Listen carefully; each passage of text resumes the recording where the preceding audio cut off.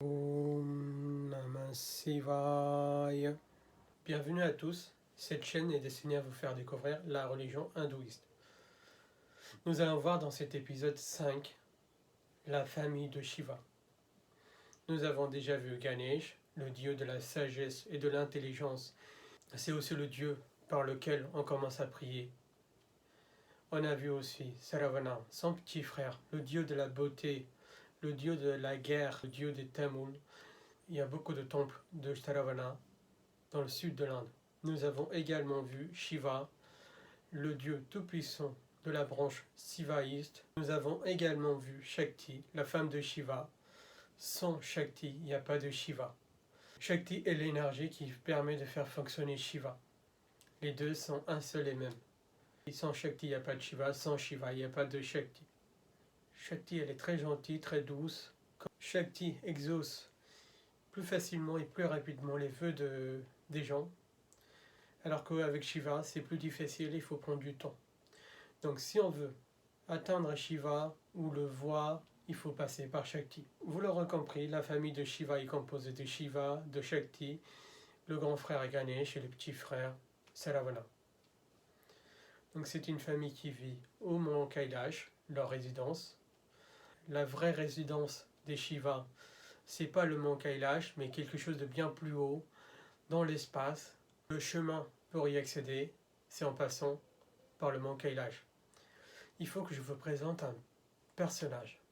Il s'appelle Narada, c'est le fils de Brahma, et il continue à prier tout le temps dans sa bouche Narayana. Donc il prie Vishnu.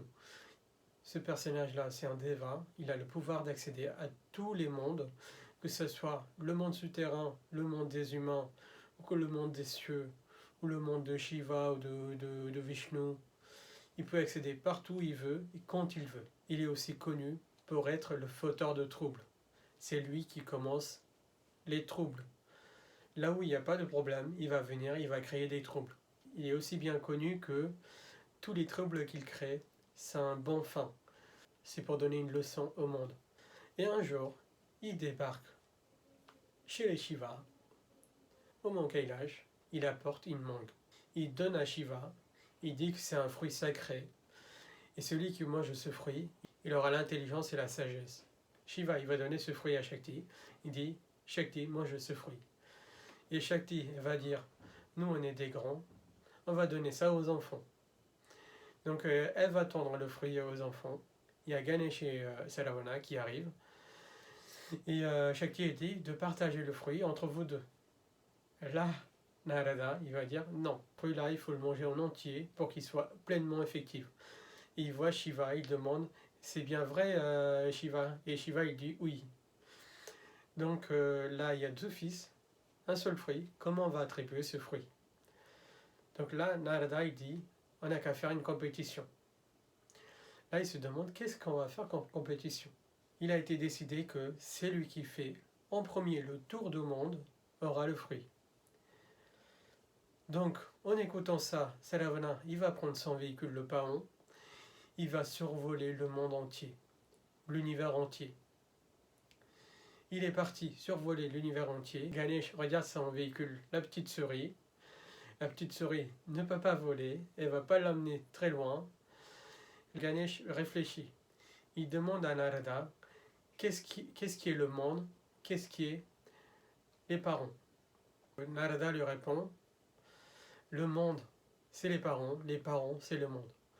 Donc là, Ganesh lui demande, dans ce cas, si je fais le tour des parents, ça équivaut à avoir fait le tour du monde. Et tous les sages acceptent. Donc Ganesh, il va faire le tour de ses parents, et il va dire que j'ai fait le tour du monde, et il va récupérer le fruit. Ravana, il est de retour, il voit que Ganesh, il a récupéré le fruit. Et Saravana, il est en colère, il dit que j'ai fait le tour du monde, comment ça se fait qu'il aurait pu faire le tour du monde avant moi? Là, Shakti lui explique la situation, il a fait le tour des parents, tous les sages ont accepté que c'est le monde, donc il a fait le tour du monde. Là, Saravana, il n'est pas convaincu, il n'est pas d'accord, donc il décide de partir de sa maison.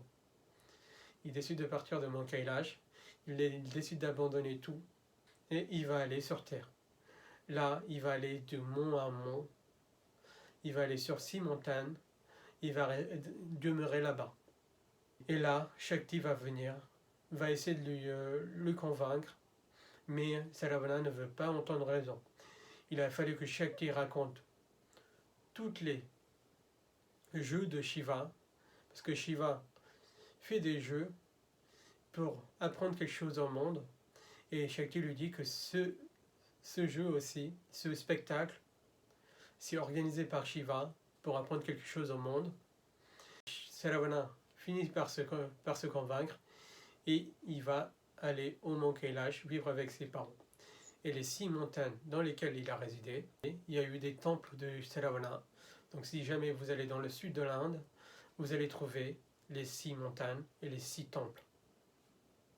C'est comme ça que il est devenu le dieu des Tamouls. Il a donné sa bénédiction au peuple tamoul qui sont dans le sud. Ça ne veut pas dire qu'il n'est pas vénéré partout dans l'Inde. Il est vénéré partout dans l'Inde et partout où il y a des hindouistes, il est vénéré. Voilà l'histoire de la famille de Shiva. Il y a beaucoup de légendes, beaucoup d'histoires. Je vous les raconterai dans les prochaines vidéos. Je vous retrouve dans le prochain épisode pour vous parler de Vishnu et de ses 10 avatars.